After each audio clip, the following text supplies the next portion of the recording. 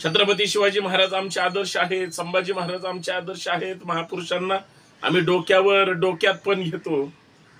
पण ज्यावेळेस शिवाजी महाराज आपल्या घरात जन्माला आले पाहिजेत असं वाटत असताना आपण म्हणतो माझ्या नको शेजारच्या घरात. होतं का नाही असं? सध्या एक महत्वाचं अस्त्र म्हणा आरक्षण, एक महत्वाची गरज म्हणा आरक्षण, हे लढाईचं एक बळ म्हणा किंवा आरक्षण एक जगण्याचा अर्थ म्हणा, कुठल्याही गोष्टीमध्ये आरक्षण सध्या फिट बसण्याचं काम करतंय. एवढंच होतंय का आरक्षणामध्ये? आरक्षण मिळालं की सगळेच प्रश्न सुटणार आहेत का? होय. मुलाबाळांच्या पुढील भविष्यासाठी, समाजामध्ये इक्विलिटी येण्यासाठी आरक्षण फार महत्वाचं आहे. कारण प्रतिनिधित्व हे तुमच्या माझ्या गोरगरिबांच्या किंवा समाजाच्या हितासाठी आरक्षणातूनच प्रतिनिधित्व मिळेल असा एक चांगला मेसेज आज समाजापर्यंत पोहोचलेला आहे. आरक्षण हा गरिबी हटावचा कार्यक्रम नाहीच आहे, परंतु आरक्षणाचं महत्व त्यांनाच माहिती आहे ज्यांना शिक्षणापासून वंचित राहावं लागतं, ज्यांना पोटाला चिमटे घेऊन उपाशी राहून मुलांना शिकवावं लागतं. एवढंच नाही की ज्यांची शिकण्याचीच ऐपत नाही अशा लोकांना आरक्षणाचं महत्व विचारा. शिक्षण हे वाघिणीचं दूध आहे, जो पिणार आहे तोच गुरगुरणार आहे असं जर घटना निर्माते सांगत असतील आणि फक्त आम्हाला शिक्षण, नोकऱ्या किंवा इतर गोष्टी ह्या एका विशिष्ट चौकटीमध्येच पाहायला मिळत असतील तर आम्हाला आता 4 पावलं पुढे चाललं पाहिजे. मला आठवतंय आरक्षणाची आंदोलनं खूप अशी बघितली, रस्त्यावर उतरून केली, ते तुम्हाला मिळण्यासाठी सुद्धा केली आणि आमच्या आरक्षणाचं संरक्षण राहावं म्हणून सुद्धा केली. या देशाची लोकशाही टिकावी म्हणून सुद्धा आंदोलन केली. या देशाची राज्यघटना अर्थात आपलं संविधान हे धोक्यात आलंय त्यांच्यापासून वाचवण्यासाठी सुद्धा केली. पण आता महाराष्ट्रामध्ये आरक्षण मिळावं म्हणून लहान मुलांपासून ज्येष्ठ नागरिकांपर्यंत, महिलांपासून तरुणांपर्यंत प्रत्येक जण आरक्षण चळवळीचा धागा झाला. मनोज जारंगे पाटलांच्या निमित्तानं आरक्षण हे रस्त्यावर उतरून नाही तर अहिंसेच्या मार्गाने, उपोषणाच्या माध्यमाने सरकार सुद्धा गदागदा हलवू शकतो ही ताकद त्यांनी निर्माण करून दिली. सध्या लहान मुलांसहित, कुटुंबासहित, बायका लेकरांसहित आंदोलनात बसण्याचा सगळीकडे कार्यक्रम सुरू आहे. महाराष्ट्राच्या कानाकोपऱ्यात साखळी उपोषण सुरू आहे, आमरण उपोषण सुरू आहे, आंदोलन सुरू आहेत. काही जण तर अत्यंत टोकाची आंदोलन करतायत. या सगळ्याला फाटा देऊन,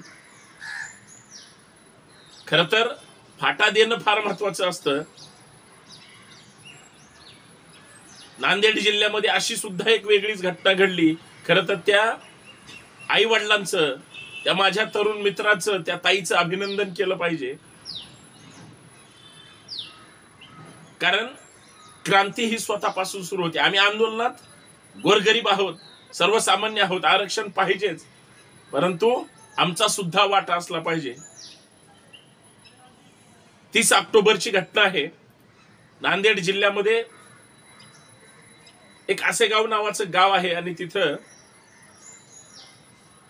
म्हणजे तो तरुण मराठा आरक्षणाच्या आंदोलनामध्ये सहभागी सुद्धा असतो. 30 ऑक्टोबरची घटना असावी.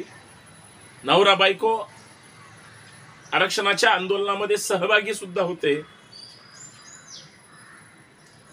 पोटामध्ये त्या महिलेच्या छोटं बाळ होतं, प्रेग्नंट होती, पण ती दिवसभर साखळी उपोषणामध्ये सहभागी झाली आणि त्यांना काही दिवसामध्ये आता सुंदर मुलगी सुद्धा जन्माला आली.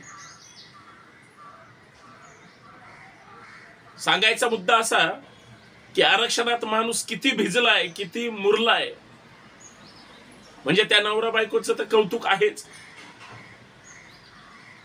गोरगरीब, शेतकरी, कष्टकरी, कामगार, शेतमजूर सगळे या आंदोलनात सहभागी झाले आणि महाराष्ट्रामध्ये नांदेड जिल्हा तर अग्रेसर आहेच, पण त्याच नांदेड जिल्ह्यातल्या या नवरा बायकोंनी स्वतःच्या मुलीचं नाव आरक्षणात ठेवलं. खरं तर ही क्रांती आहे, कारण आरक्षणाचं महत्व आईबापाला कळल्यानंतर मुलांच्या भविष्यासाठी त्यांनी हा संघर्ष सुरू केलाय. सरकार दरबारी मागण्या गेल्या, चर्चा सुरू आहेत, सगळं काय होईल? आरक्षण कधी देणार ते सांगा. ह्या अमात नावाच्या मुलाला किंवा ऐश्वर्या नावाच्या मुलीचा ज्यावेळेस विवाह झाला, सुखी संसाराचा गाडा सुरू झाला, सगळ्यात महत्वाचं आज आरक्षणाच्या आंदोलनापर्यंत तो येऊन ठेपला सुद्धा. आणि त्यांना असं वाटतं, गोरगरीब सामान्य शेतकरी कुटुंबातली ही जोडी आहे आणि त्यांना ते त्याचं महत्व कळालं म्हणून त्यांनी तिचं नाव आरक्षणात ठेवलं. आम्ही नेहमी भाषणात ऐकत असतो, भाषणात बोलत असतो, छत्रपती शिवाजी महाराज आमचे आदर्श आहेत, संभाजी महाराज आमचे आदर्श आहेत, महापुरुषांना आम्ही डोक्यात पण घेतो. पण ज्यावेळेस शिवाजी महाराज आपल्या घरात जन्माला आले पाहिजेत असं वाटत असताना आपण म्हणतो माझ्या नको शेजारच्या घरात. होतं का नाही असं? आमच्या किती मुलांची नाव आहेत शिवाजी, संभाजी किंवा महापुरुषांना संदर्भ देणारी, आम्हाला अभिमान वाटावी. नाही, अगोदर जिजाऊच तशा घरात जन्माला आल्या पाहिजेत आणि त्या विचाराचे शहाजी राजे सुद्धा पाहिजेत. तेव्हा शिवाजी महाराज जन्माला येतील, मग संभाजी महाराज जन्माला येतील. ते स्वतः जरी नाही आले तरी विचाराने येतील, तुमच्या माझ्या कृतीतून येतील. कारण संघर्ष हा स्वतःपासून सुरू केला गेला पाहिजे आणि ती लढाई शेवटपर्यंत लढली पाहिजे. अर्धी सोडून लढाई पूर्ण होत नसते. या नांदेडच्या तरुण नवदाम्पत्यानी खरं तर आता त्यांना सुंदर आरक्षणा नावाची मुलगीच झाली, पण यांनी ठरवलं आणि महाराष्ट्राला एक वेगळा संदेश दिला. खरं तर त्यांच्याबद्दल चर्चा व्हावी न व्हावी हा ज्याचा त्याचा विषय, पण आरक्षणाच्या आंदोलनातून, चळवळीतून वेगळ्या टोकाची पावलं उचलतायत, वेगवेगळी आंदोलन करतायत. रागाच्या भरात आमदारांची घरं किंवा अजून काय